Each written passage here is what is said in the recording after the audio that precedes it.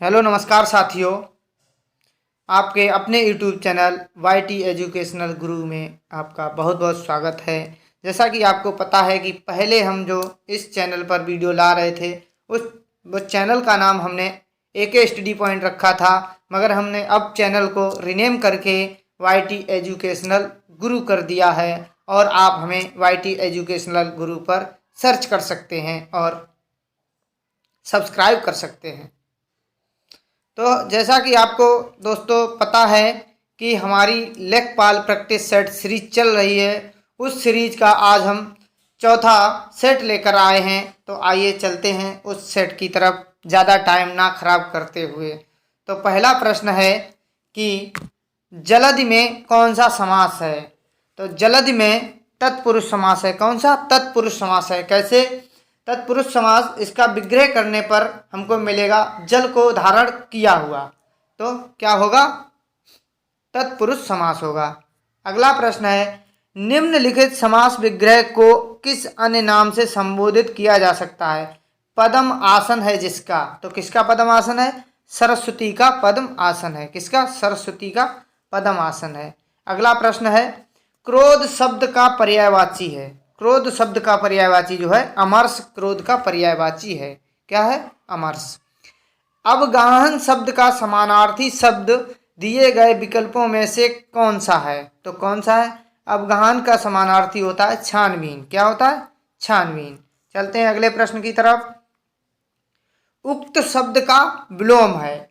उक्त शब्द का विलोम जो है तो क्या है? अनुक्त है। क्या है? अनुक्त। ऑप्शन नंबर ए सही हो जाएगा। प्रश्न नंबर 6, पूर्ववर्ती का विलोम शब्द दिए गए विकल्पों में से कौन सा है? तो कौन सा है? पूर्ववर्ती का होता है परवर्ती। क्या होता है? परवर्ती। अगला प्रश्न, इनमें से एक शब्द तद्भव है। तो देखते हैं कौन सा शब्द जो है तद्भव है। तो हमारा कपास जो है तद्भव शब्द है। क्या है? तद्भव शब्द है। अगला प्रश्न, निम्नलिखित तत्सम तद्भव शब्दों का संगत युग्म है। तो कौन सा युग्म है? पर्यंक पलंग होता है। पर्यंक का तद्भव पलंग होता है। यही हमारा ऑप्शन सही है। अगला चलते हैं प्रश्न की तरफ।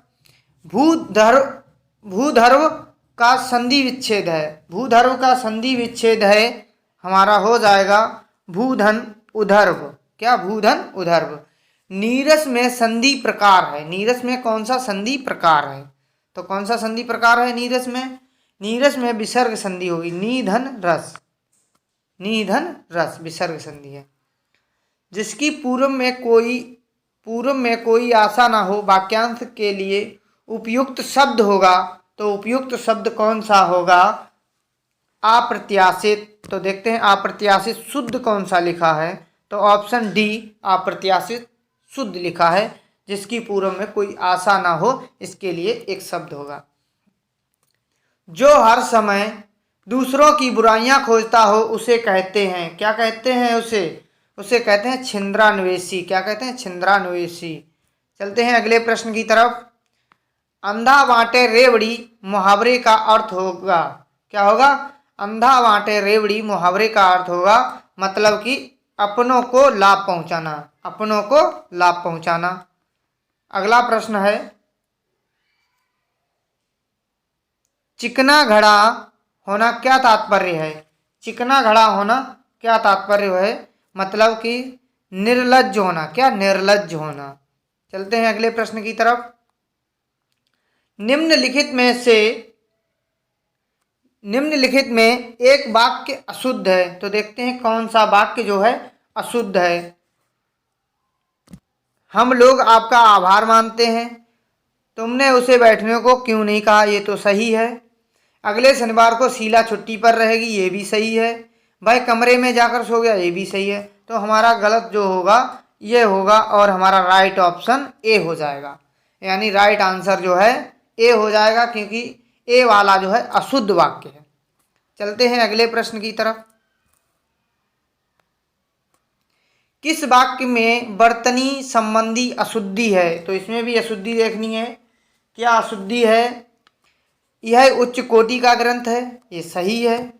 क्या है? उच्च कोटि का ग्रंथ है। बच्चों को मेरा आशीर्वाद देना, मतलब कि आशीर्वाद गलत है, यही ऑप्शन सही हो जाएगा। और ये लिखा गलत है। आशीर्वाद में बड़ी ई की मात्रा आती है। अगला प्रश्न, निम्नलिखित में से कौन सा शब्द पुल्लिंग है? तो देखते हैं कौन सा शब्द जो है पुल्लिंग है। तो हमारा संचालक जो है पुल्लिंग हो जाएगा। अगला प्रश्न, आज हर कोई मानसिक रूप से बीमार दिखता है, इस वाक्य में हर कोई किस प्रकार का शब्द है? तो सदैव एक वचन का शब्द है। कैसा है? सदैव एक वचन रहने वाला शब्द है। मैं प्रतिदिन दूध पीता हूँ, वाक्य में रेखांकित पद में कारक है, यानी दूध के नीचे अंडरलाइन है, यही रेखांकित है। तो इसमें हमें बताना है कौन सा कारक है। तो इसमें कौन सा कारक है? प्रतिदिन, यानी वो कर्म करता है, तो कर्म कारक होगा। क्या? कर्म कारक होगा। चलते हैं अगले प्रश्न की तरफ। निम्नलिखित में से कौन सी वर्तनी शुद्ध है? तो वर्तनी शुद्ध है अक्षुण। क्या है? अक्षुण। और सब गलत है। इन नामों में किसकी वर्तनी अशुद्ध है? तो अशुद्ध देखनी है तो ऑप्शन ए हो जाएगा, मैथिली होता है। क्या होता है? मैथिली, ना कि मैथिली। तो मैथिली ऐसे लिखा जाएगा, मैथिली।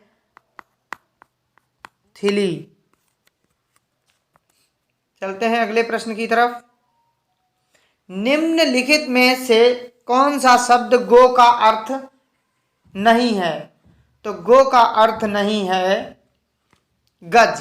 क्या नहीं है? गज नहीं है। गज का अर्थ होता है हाथी।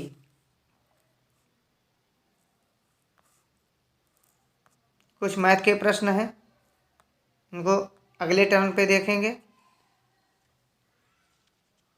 पाल साम्राज्य भारत के किस हिस्से से संबंधित है? तो पाल साम्राज्य भारत के किस हिस्से से संबंधित है? पूर्वी हिस्से से संबंधित है। किससे? पूर्वी से। अगला प्रश्न, निम्नलिखित में से किस मुगल शासक ने अंततोगत्वा मेवाड़ के शासक महाराणा प्रताप सिंह के पुत्र राणा अमर सिंह से एक समझौता किया? तो किससे समझौता किया था? जहांगीर से समझौता किया था। किससे? जहांगीर से समझौता किया था।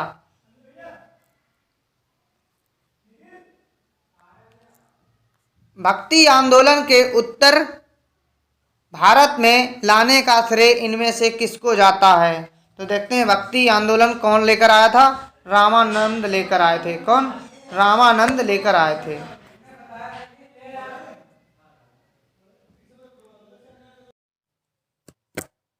चलते हैं अगले प्रश्न की तरफ। गदर क्रांति आरंभ होने का सबसे प्रमुख कारण क्या था? तो सबसे प्रमुख कारण था कामागाटा मारू घटना। कौन सी? कामागाटा मारू घटना। ये कब हुई थी? 1914 में हुई थी। अगला प्रश्न, टीपू सुल्तान कहाँ का शासक था? तो टीपू सुल्तान मैसूर का शासक था। कहाँ का? मैसूर का शासक था। अंडमान और निकोबार द्वीप समूह भारत का एक संघ शासित प्रदेश है। निकोबार में द्वीपों की संख्या क्या है? तो निकोबार में द्वीपों की संख्या 22 है। कितनी है? 22 है। भारत में रजत क्रांति सिल्वर रेवोल्यूशन किससे संबंधित है? तो अंडा और चिकन का उत्पादन से संबंधित है। किससे संबंधित है? अंडा और चिकन का उत्पादन से। वह नदी कौन सी है जिसका उद्गम भारत में नहीं है? तो वह कौन सी नदी है? सतलज है। कौन सी? सतलज है।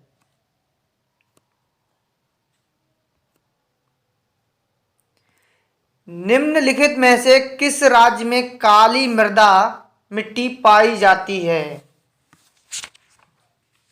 तो कहाँ पाई जाती है? गुजरात में काली मृदा पाई जाती है।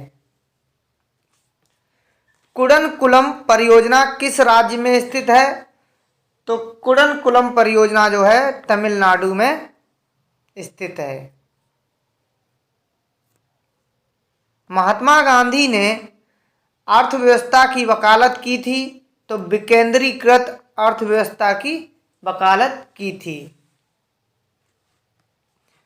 शून्यकाल का अर्थ क्या है? तो शून्यकाल का अर्थ होता है जब कोई अति महत्वपूर्ण विषय चर्चा के लिए उठाया जाए तब शून्यकाल होता है।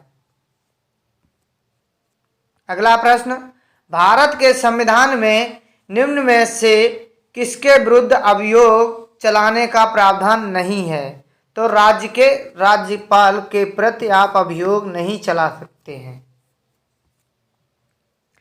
गरीबी हटाओ का नारा किस पंचवर्षीय योजना काल में दिया गया? तो किस पंचवर्षीय योजना काल में दिया गया?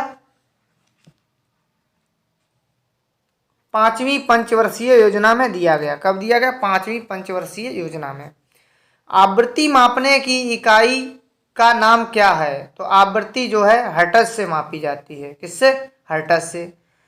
चालक के माध्यम से प्रवाहित एक धारा होती है, कौन सी होती है? विभवांतर के प्रत्यक्ष आनुपातिक। विभवांतर के प्रत्यक्ष आनुपातिक। हरे फलों को कृत्रिम ढंग से पकाने हेतु प्रयुक्त गैस है, तो कौन सी गैस है? एसिटिलीन। कौन सी? एसिटिलीन। वह तत्व जो रक्त में नहीं पाया जाता है, तो कौन सा तत्व नहीं पाया जाता? लौह, तांबा, मैग्नीशियम, क्रोमियम। तो क्रोमियम नहीं पाया जाता। क्या नहीं पाया जाता? क्रोमियम नहीं पाया जाता है। आपका ऑप्शन सी सही हो जाएगा। 69 नंबर प्रश्न है, निम्नलिखित में से कौन एक प्राइमरी स्टोरेज डिवाइस है? तो कौन सी प्राइमरी स्टोरेज डिवाइस है? Random access memory. कौन सी? Random access memory. इसे क्या बोलते हैं? RAM. RAM, RAM. Fly ash क्या है? फ्लाई ऐश क्या है?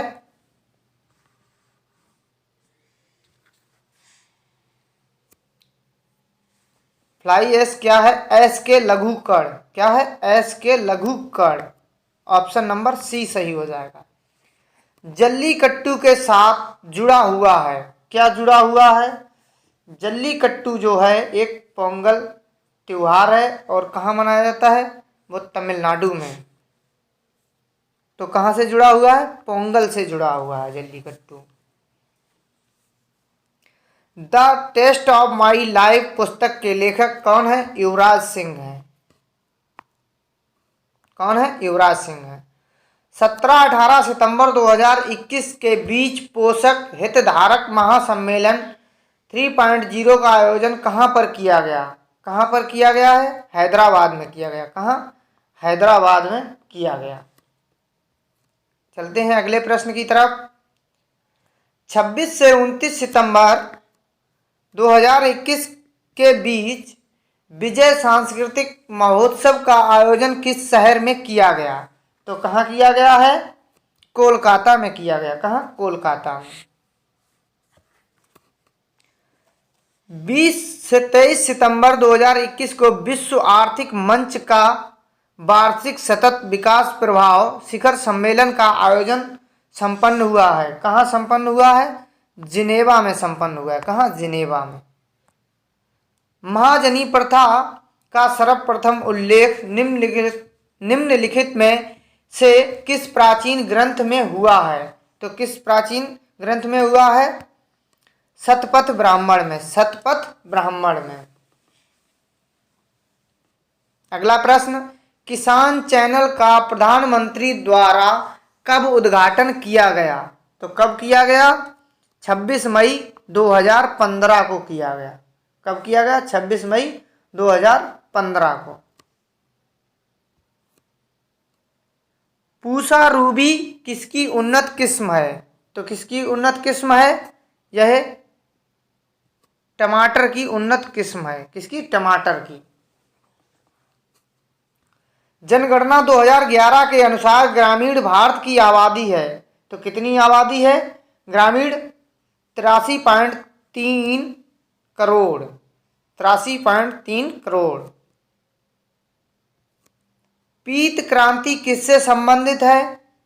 पीत क्रांति जो है किससे संबंधित है? तिलहन उत्पादन से। किससे? तिलहन उत्पादन से। विश्व में केला का सर्वाधिक उत्पादक देश है, तो अपना भारत है। कौन है? अपना भारत है विश्व में प्रथम केला उत्पादन में। अगले प्रश्न की तरफ चलते हैं। उत्तर प्रदेश राज्य के वित्तीय स्वास्थ्य की देखरेख तथा सरकारी लेन देनों में पारदर्शिता लाने के लिए कौन सी वेबसाइट तैयार की गई है? तो कौन सी वेबसाइट तैयार की गई है? कोषवाणी। कौन सी? कोषवाणी तैयार की गई है। हाल ही में केंद्र सरकार को प्रस्तुत की गई सी रंगराजन की रिपोर्ट के अनुसार कोई व्यक्ति जो ग्रामीण क्षेत्रों में रुपया रिक्त स्थान से अधिक खर्च करता है उसे गरीब नहीं समझा जाएगा। तो यह प्रश्न हम पीछे भी आप लोगों को बता चुके हैं। इसका आंसर होता है 32 रुपये। कितना? 32 रुपये। उत्तर प्रदेश की प्रमुख व्यावसायिक फसल क्या है? तो उत्तर प्रदेश की प्रमुख व्यावसायिक फसल जो है, यानी जिसे वाणिज्यिक फसल बोलते हैं, गन्ना, नगदी फसल होती है। नाबार्ड जो एक ग्रामीण विकास के लिए ऋण देता है वह एक है, क्या है? बैंक है। क्या? बैंक। निम्नलिखित में से कौन सी एल.एम. सिंघवी समिति की सिफारिशें हैं? तो कौन सी सिफारिशें हैं? गांवों के एक समूह के लिए न्याय पंचायतें बनाई जानी चाहिए। ठीक, सही है, ये भी बात कही गई थी उसमें। पंचायती राज संस्थाओं के लिए संवैधानिक मान्यता होनी चाहिए, ये भी सही है। ग्राम पंचायतों के लिए एक से अधिक वित्तीय साधन हो, ये भी सही है। तो इसका मतलब ऑप्शन डी हमारा सही है। कौन सा? ऑप्शन डी सही है। चलते हैं अगले प्रश्न की तरफ। पंचायती राज प्रणाली किस सूची में है? संघ सूची, राज्य सूची, समवर्ती सूची?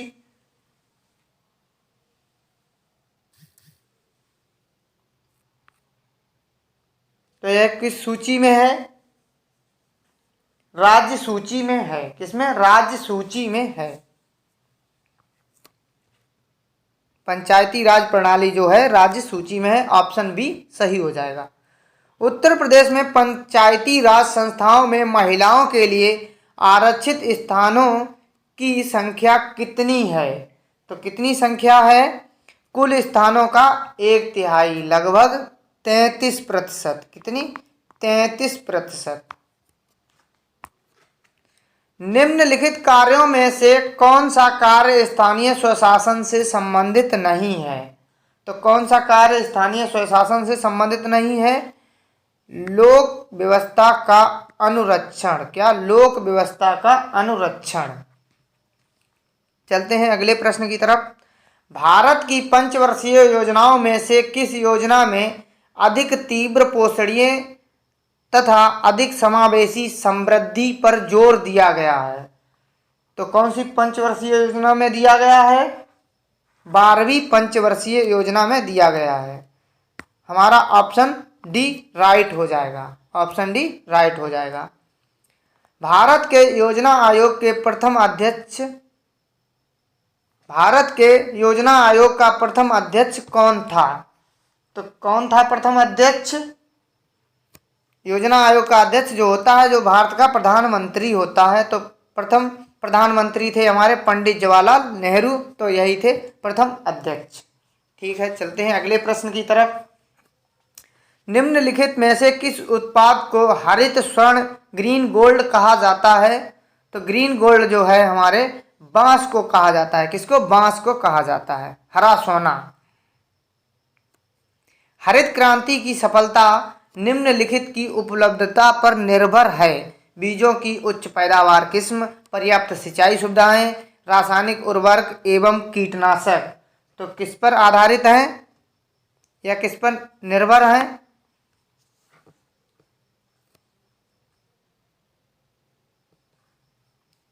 इनमें से सभी पर निर्भर हैं। किस पर? सभी पर। यानी बीजों की उच्च क्वालिटी होगी तो पैदावार भी अच्छी होगी और पर्याप्त सिंचाई सुविधाएं होंगी, रासायनिक एवं कीटनाशक उर्वरकों का प्रयोग किया जाएगा।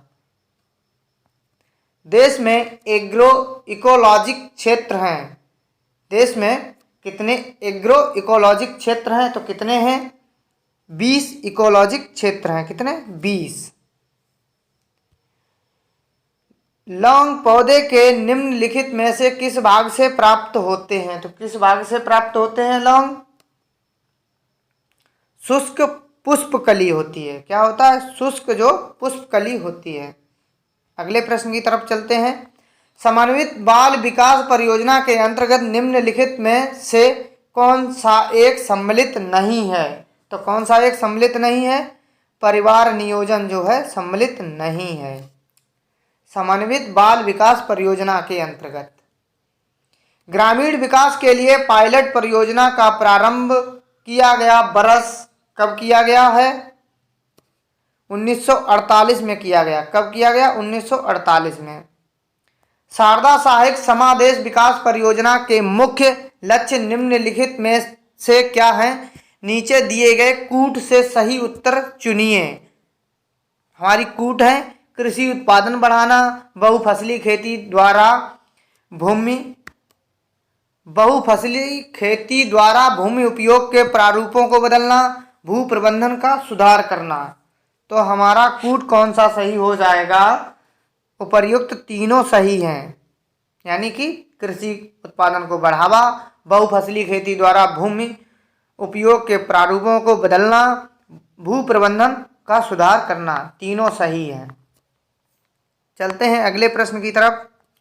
उत्तर प्रदेश के कितने जिलों में पहले मुख्यमंत्री महामाया मोबाइल अस्पताल योजना प्रारंभ हुई थी? उत्तर प्रदेश के कितने जिलों में पहले मुख्यमंत्री महामाया मोबाइल अस्पताल योजना प्रारंभ हुई थी? तो कितने जिलों में हुई थी? 15 में। कितने? 15 में। देखते हैं अगला प्रश्न। उत्तर प्रदेश राज्य कब अस्तित्व में आया था? तो 1 अप्रैल 1937 को अस्तित्व में आया था। कब आया था? 1 अप्रैल 1937 को।